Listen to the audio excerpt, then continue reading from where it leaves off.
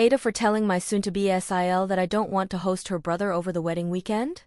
So, I, 42F, have been asked to host part of my brother's Brian, 38M, fiancé's family for their upcoming wedding next weekend.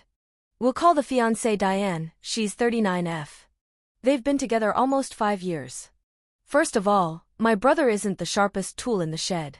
He has fallen for lie after lie and still doesn't really see the lies and years of her fake persona and manipulative behavior.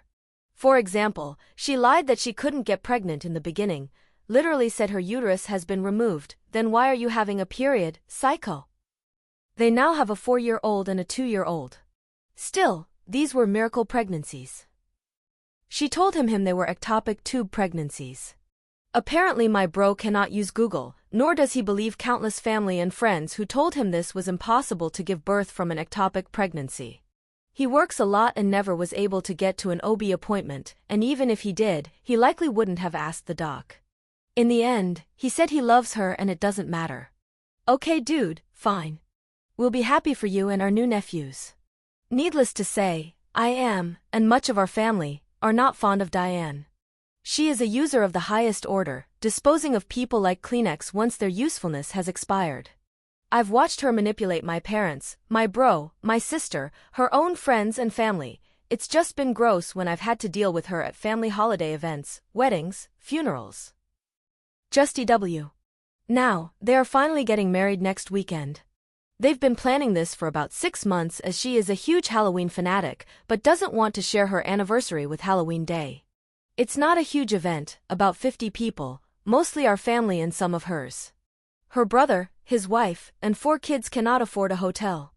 This is something Diane has known about for months, but just asked me last night if they could stay with us since I have the biggest house.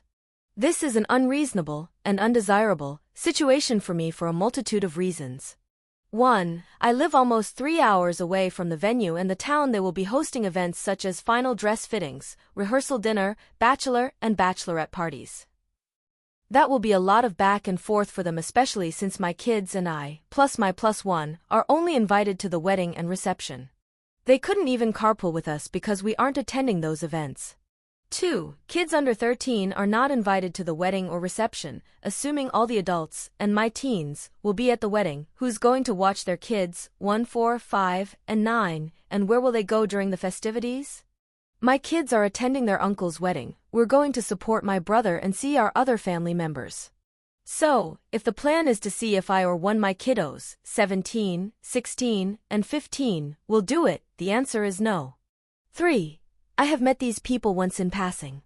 I know nothing about them at all, and if they're anything like their sister, well, I don't want to. Aside from that, there's the whole trusting strangers in my home with my kids, as well. Nope. 4. Why exactly can't they stay with Diane's parents? They have a 3-bedroom home and live alone. Why can't they host their son and grandchildren? Answer: he and his dad don't get along, and since her dad is the only decent person in her family that I have met and liked, that's a red flag for me. I told Diane and my brother that I really am not comfortable with this, and the response was, please? It's family. Ugh. My boyfriend, weird to say BF at my age, grinning face with sweat, said he would stay with us all weekend if I was uncomfortable having them there alone, and would help out since I will also be expected to properly host, which means cooking for everyone, etc. That's great, and would help with the uncomfortable part, for sure. But even still, aside from the trust issues I have, I am primarily worried about where their kids will be during everything. The response was, we're still figuring that out. After that, I doubled down on the no since I have visions of them saying the 9-year-old could babysit 1, 4, and 5-year-old at my house. My family is 50-50 on me being an AH about it, and Diane's family, except her parents, also think I'm being an AH since it is just one weekend and I usually host all the holidays and such. They say I am being a snob about it, and I'm out of touch because I cannot appreciate their financial struggles. JFC, up until a decade ago, I was exactly in their shoes monetarily. I don't care that they don't have Bezos money. I care that they are strangers. Someone in my house will likely be expected to babysit and miss the ceremony, or be expected to babysit all weekend while their parents are out partying, and the fact that there is family tension between them and their parents is giving me anxiety about what I can expect from my potential guests. Am I being an a-hole? Update: I have been getting bombarded with calls and texts from Diane and my brother, which I ignored until about an hour ago. I calmly asked, "What's up?" When I answered, I could hear the panic in her voice as she rushed to berate me for being so cruel while she had so much else to deal with. "Lady, I work full-time, travel for work, have 2 kids playing high school football, have 2 kids who have part-time jobs, and I am a single mom. I don't exactly have an easy schedule and free time myself." She went on to say that she had been so sure that I would be willing to help, babysit her family that no one else wants around. It seems that she already promised them they could stay in the pool house. Let's be clear, the pool house has a bathroom, a large living area, and a tiny kitchenette. It's barely the size of a primary bedroom, let alone big enough for 6 people. It's not some extravagant space. I told her, "Sorry, but that's not my problem. You should have asked first. I also have the kids and I booked at the XYZ hotel because I plan to drink at the wedding and I'm not driving home after that. How did you plan to get them to my house anyway? Are they renting a car? Who's babysitting? Why can't your parents take the kids if the issue is with your brother? Why would he bring them if he couldn't afford it anyway? This is something seriously poor planning." I fired those questions off at her like bullets out of a gun. She said this was dumped on her and she was stuck. I said, "So you thought I was the best choice to dump this on to take it off your plate? We aren't exactly close, Diane. Please stop asking me. I'm not going to do this for you. My answer is final.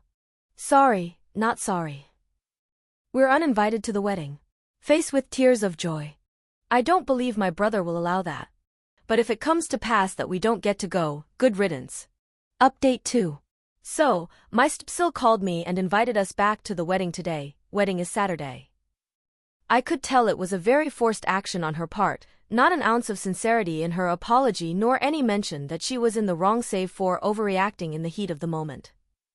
I had already spoken to my kiddos about what they wanted to do and their thoughts on it if they were to reinvite us, and they were of the same mindset as me,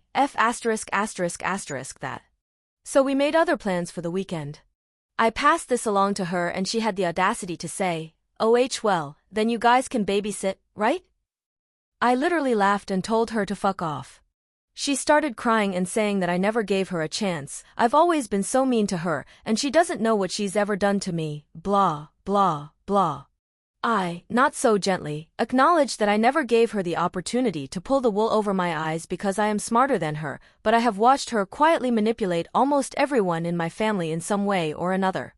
My brother is angry with her because we're not coming, and it was her responsibility to make it right, and she completely blew it. To be fair, my bro hasn't communicated to me once personally about the incident, and that kinda pisses me off, too. Like, you couldn't tell me you don't feel the same, and you would like us to come? I've got my dad saying of course he wants you guys there. He is so pissed at Diane. Pfft, MMMK, Pops. So, that's all folks. We'll be spending our weekend at the Michigan vs. Michigan State football game and tailgating with the best fans in the state. #Hail #Goblu. Relevant comments. Commenter, other than saying she didn't believe she could have children over 5 years ago, which really is none of your business, how has she caused family drama? How has she manipulated people? You're NTA because you can decide who can and can't stay at your house, but you do come off as a cold witch who probably didn't give her a chance. OP. This isn't a she didn't believe she could have them and lucked out type of situation. She baby-trapped my brother by saying she had her uterus removed. No one without a uterus can ever get pregnant, and an ectopic pregnancy is a 1 in a million fallopian tube pregnancy that results in the death of the fetus and possible death for the mother. Neither of these things are possible at all. There was no misunderstanding. She lied and manipulated him. Moan of my business? Maybe not, but it surely shows the type of person she is. I did give her an honest try. She wasn't my cup of tea for sure, but I didn't give up on her until the baby drama and all that has transpired since. She told my parents she has stage 3 ovarian cancer, but her insurance wouldn't allow her to pursue treatment unless she had a dedicated care person. My dad quit his job to provide that for her. There were all kinds of mishaps. He never got training, never got paid, etc., etc. 3 months later, she admitted she didn't have cancer, just didn't want to be alone all the time. So my dad took an early retirement for nothing. I don't know how many times she asked one of my kids to babysit with pay and then never paid them. Twice, there was no food in the house, and my daughter had to order DoorDash to feed my nephew. In itself, not an issue, but don't lie, just say I can't afford to pay you, but could you help me out? She told her boss that she was missing so much work because her fiancé is a drug addict and abusive towards the kids, so she takes off the days when he doesn't work to protect her kids if he is high. Of course, her employer called CPS. Turns out SHE was the one with a drug issue. She went to rehab, and all is well in the world again. Face with rolling eyes. The list goes on and on. If she says the sky is blue, you damned well better look out the window and check for yourself. Sadly, my brother chalks all this up to her struggling with addiction, but she's sober now and better according to him. For what it's worth, she's still a shit person. If that makes me cold-hearted, then so be it.